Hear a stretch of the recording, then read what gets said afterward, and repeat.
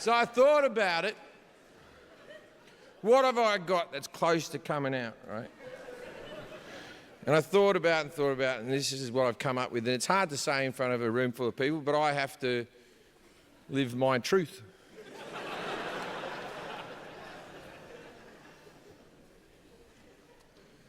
My favourite TV show is The Bachelor and The Bachelorette.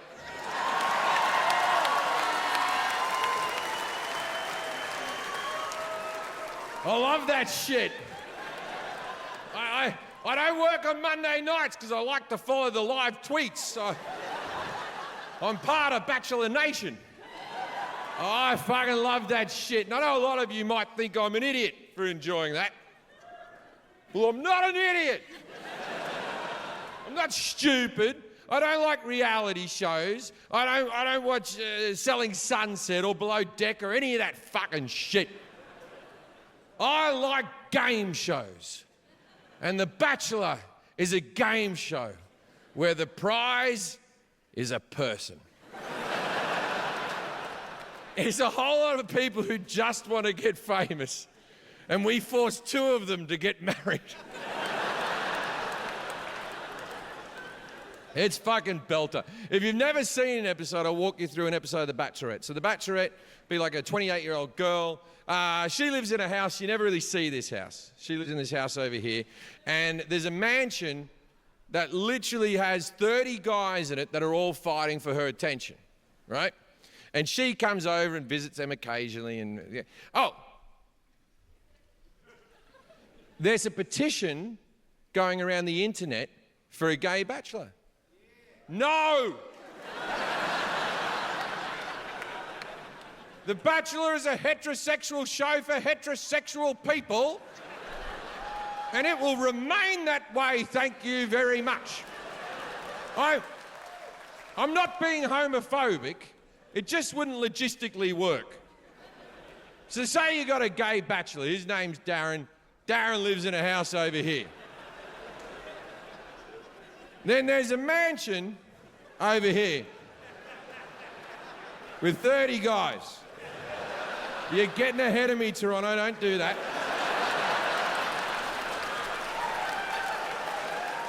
And the producers come over to the house to meet Darren. They go, we have a great group of guys over there. They're very excited to meet you. I'm excited to meet them.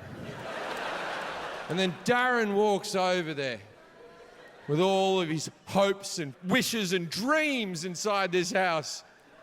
And he gets to the doorknob and takes a breath. And then he opens the door and they're all fucking each other. And the producers, they know this isn't good for the show. So they roll up a newspaper and start whacking him. Get out of it! Stop fucking each other! They get a spray bottle. Psh, psh, psh. They get one of them and rub their nose in their cum. Bad game! Bad game!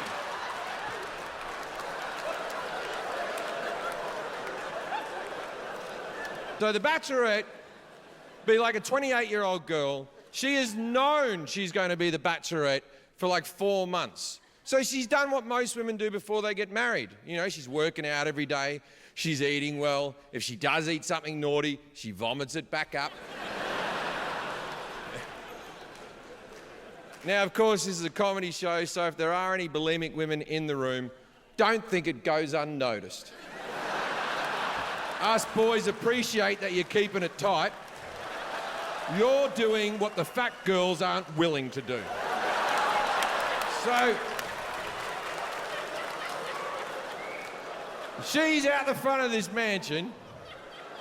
She's all bulimic, ripped and bulimic sexy.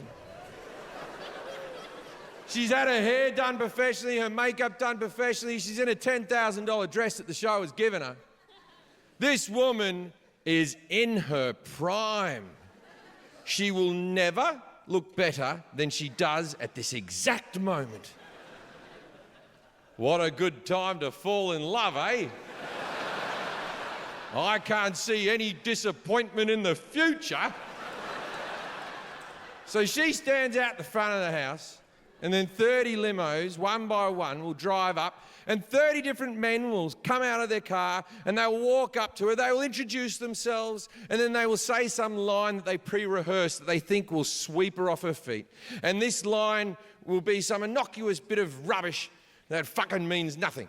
Now, they show up in the car, they come out good-looking guys wearing a beautiful tailored suit, right? But because they're in their 20s, the legs up to here. Because it's very important to that generation that we see their ankles. You look like cunts. Anyway.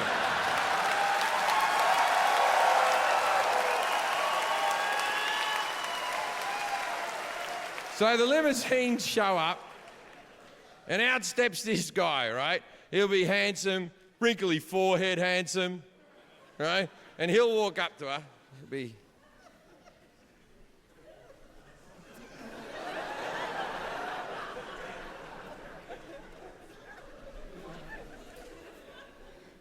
Hi, my name's Kevin. I believe that a woman's heart should be protected. What the fuck does this mean? But she will think this is amazing.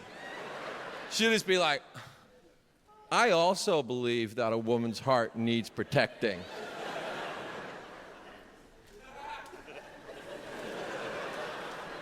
Well, maybe we should talk about that inside. And then he walks off. And she loses her shit. She just like goes to the presenter. Oh my God, it's Kevin. Kevin's the one. She doesn't know fucking jack shit about Kevin. Kevin arrived in a car he doesn't own, wearing a suit he's been given, walking into a mansion he's never fucking been in. Kevin could be unemployed and live with his mum in Regina. He doesn't know fucking Kevin.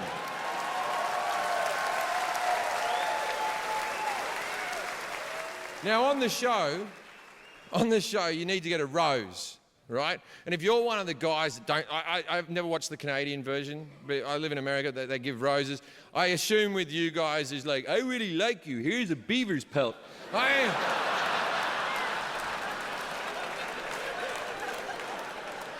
But in the USA, they give a rose, right?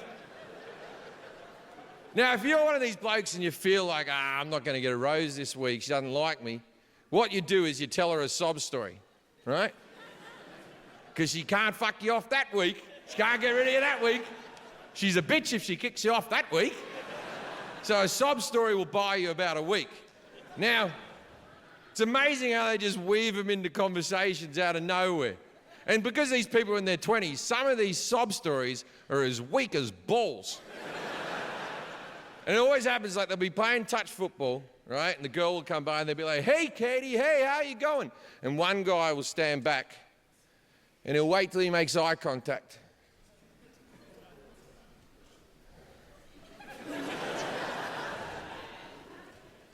And she'll come up and she'll be like, what's wrong?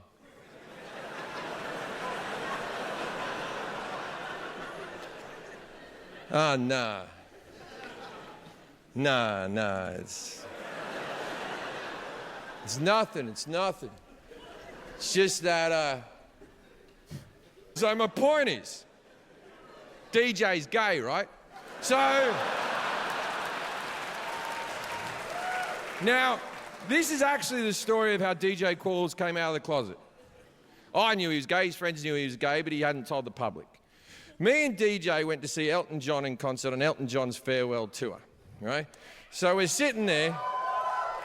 Yeah, I'll take any cheer I can get. Anyway, so we went to the concert, we're sitting there, and Elton's at the piano, and the band leaves the stage, and now it's just Elton, a piano, and a spotlight, nothing else. And Elton says, this will be the final song I perform this evening. Now, of course, it wasn't. He was doing that cunty thing that musicians do. Like, fucking how long as a society are we gonna play their fucking game? Every single concert we go to. No. Don't go. You know they're coming back, but when they come back, we always act surprised. Oh! We did it!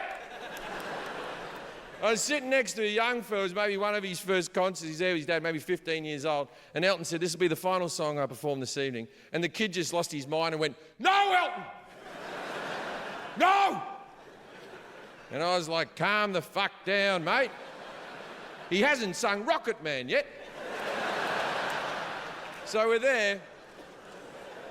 It's a 3-hour mark, and Elton, right, he says, he gives a 10-minute speech, a beautiful speech, farewell tour. He says, thank you so much for following my 50-year career. Thank you so much for buying the albums and hearing the music. Without you listening to the songs, me writing them is inconsequential, and I love you. You're the greatest fans a person could have. And it was a beautiful speech, right? Very long, but it was a beautiful speech. And I turned to DJ and I went, I should do that. And he said, do what? And I said, I should thank the people who come to see me. I never do that. I just tell my jokes and piss off. I don't do that. And he turns to me and goes, yeah, but with your fan base, someone would just yell out, fag, like that. And as he said that, Elton John had stopped talking. And the word fag just sang out. Everyone in the room's freaking the fuck out. They're all turning around. Of course they think it's fucking me. I'm elbowing DJ like probably a good time to come out. I'd come out right fucking now. Elton John looks up from his piano, stares at us. The room goes silent. Now let's break down what just happened there. Elton John's at the 3-hour mark of his farewell tour. He gave a lovely speech and someone yelled out fag. Who must have Elton thought that person was? Like, did he think it was someone who really hated him and had come after show after show after show and was like, if I don't say it now, I'll never say it? Or did he think it was someone who had just figured it out? Maybe someone who'd bought the albums, listened to the music, never seen the outfits. And he's sitting there with his wife like this.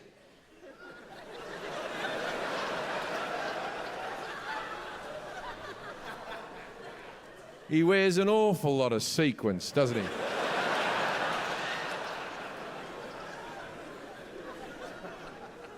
You know what I think? I think he might be a fag!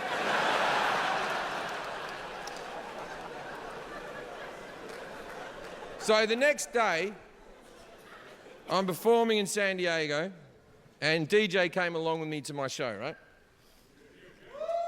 And so he's sitting in the wings, and I tell the Elton John story that night. And I'm on stage, I'm telling it, and I'm not mentioning his name because no, I didn't want anyone to know it's him. And then he just walked on stage out of nowhere. He came on, I was sort of looking at him like, what the fuck's Deej doing, man? And he took the microphone from me and he went, it was me. I'm gay. And the whole place erupted. And then he just waved goodnight. And then he went back and he tweeted about it right away. Tweeted about it so he couldn't take it back. And that's how he came out. And then we went out that night and everyone was so excited for him. People from the show were coming up, giving him drinks and hugs and taking photos and everyone, it was one of the best fucking nights I've ever had. Coming out looks like a lot of fun. Like I was getting jealous. Because, you know, as a hetero, we've got nothing.